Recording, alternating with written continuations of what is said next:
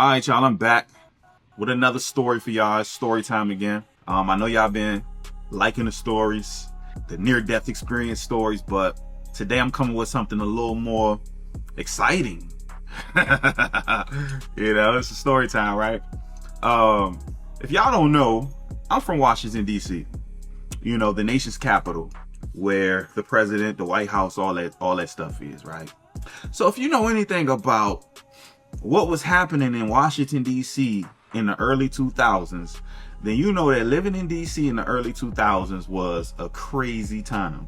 I mean, we got the early 90s and the 80s and the 90s where drugs and, you know, violence was at an all-time high.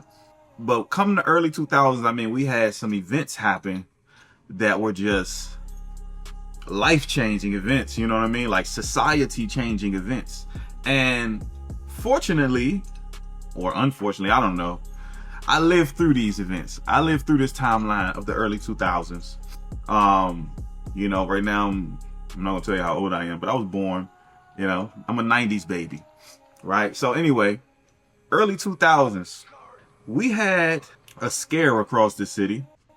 I don't know if you guys are familiar with it, but the news called them the DC Snipers. Yeah, DC Snipers. Y'all heard of them, right? John, Muhammad, Lee Malvo, they was about that business, y'all. They was about that business. They running around, boom, boom, boom, boom, boom, blicking stuff down. But rest in peace to all the victims that died during this time. I'm not trying to make fun of it or light of it, but this was a crazy time in the city. You know what I'm saying? Like I said, it's 2000 and what? This is 2002, early 2000, 12 years old. Shorty, I'm 12 years old. We know we got the DC Sniper running around the city. You know what I'm saying? So I remember how it kind of went down. Like, he caught his first body in the DMV out in Maryland somewhere. But we see it on the news and they saying, yo, somebody's killed out in Maryland. I think it was, I don't know if it was a lady or something, but the reason why it was so crazy, because you hear about murders all the time in DC, Maryland. But the crazy part about this one was, like, these was people who was just like randomly, casually just chilling. Like, I think it was a woman on the beach and, you know, a woman who was like vacuuming her minivan or something, right? And they just got popped out of nowhere. So now this leads to a very, you know, real investigation. Like, who would shoot these women that's just, you know, these innocent women just minding their business, sitting on the beach, vacuuming her car. I mean, so they started looking out for someone who might be working with a sniper rifle, hitting people from a distance. So this is on the news now. I mean, I think that within the span of like 3 days, he killed like 3 people. You know what I'm saying? In DC, Maryland area is what I'm talking about. He did more. They did more in other states before he got to the DMV. But you feel me? Once he got to our area, he in like 3 days he caught 3 bodies. Crazy, right? So this is on the news. Like, yo, this is somebody. You know, these bodies is dropping, and they all getting hit the same way. They all getting hit from a distance. Nobody knows where the shots is coming from. These are totally random targets, innocent targets. I think and this is when it really got crazy, because the third person that they shot was a boy, you know, like a boy that was like my age. I think he was like in the 6th, 7th grade. You see what I'm saying? So we hear that on the news and they talking about this man riding around shooting people. Everybody is on alert. I mean, everybody's on high alert. City got crazy. And mind y'all, this is 2002. This is like a year after 9/11. And y'all know that 9/11 had a major impact on Washington, D.C. You know, even though they hit the towers in New York, they also hit the Pentagon, which is in, you know, D.C. or Virginia, whatever you want to call it, right? But anyway, so the city is on high alert already. We was on high alert from 9/11. Now they talking about it's a man going around shooting people from his vehicle, like far away, shooting people. Like, he on some, you know what I mean? He on some sniper rifle type time, right? And then look, so they telling everybody. So well, in our idea, because I think on the news they was like they suspect him to be in a van, a white van, you know. So Look, I'm 12 years old at the time, like I said. So we got to catch the bus to school. You know, at this time we on the bus. You hear me?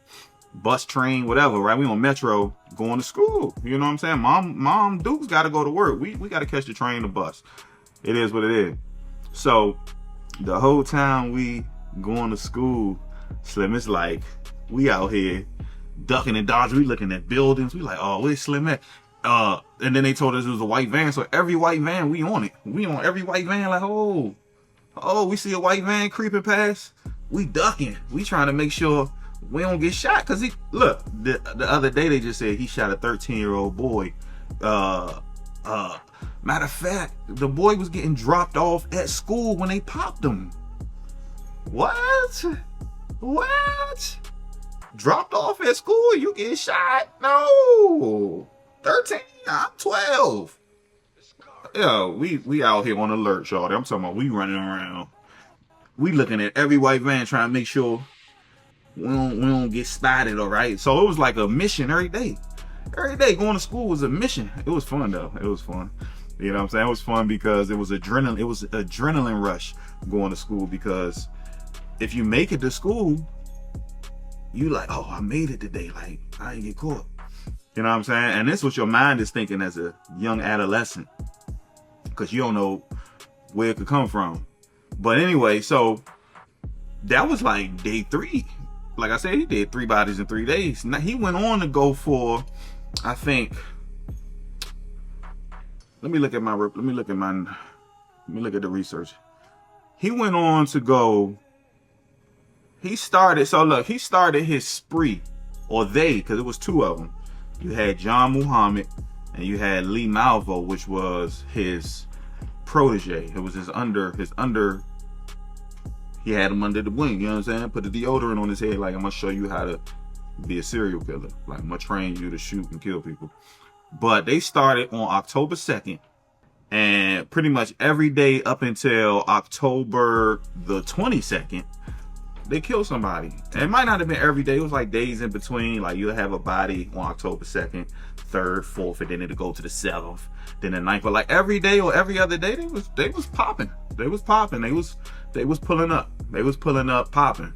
You know what I'm saying? And they caught, there was a lot of people who lost their life at this time. So it was a very real threat. You know what I mean? Like, it was a very real threat around the city and around the nearby areas, Maryland. I don't think he might have killed somebody in Virginia. But yeah, that whole DMV area, what we call the DMV, was on high alert. And as a 12-year-old during that time, it was like, yo, I'm living in a movie. I'm living in a video game sequence right now. And this is a chapter straight out of a video game. And I'm here to play. I'm here to play, shorty. I was ready. I was running around. We out here. Hey, if we see him, you know what I'm saying, I'm a duck, roll, whatever. You know what I'm saying? We already had it mapped out how we was going to get away, how we was going to dodge it. So yeah, for all these days, so like for a whole month, you know what I'm saying, this is how we moving. You know, he finally got caught. They finally got caught, you know, late October. And we then found out that that's when we found out it was 2 people, and that he was not riding around in a white van. He was actually riding around in like a Chevy Caprice with the back seat out of the joint, and he laying down in the back seat of the Caprice with the fire out the keyhole of the trunk, or whatever, however he had it, you know what I'm saying, he had it rigged up. He had the fire out the trunk. So we looking for a white van this whole time. We could have been slid on, because he in the whole Chevy Caprice or something like that. So I was like, oh, they set us up. We looking for the white van. It could have been over for us though.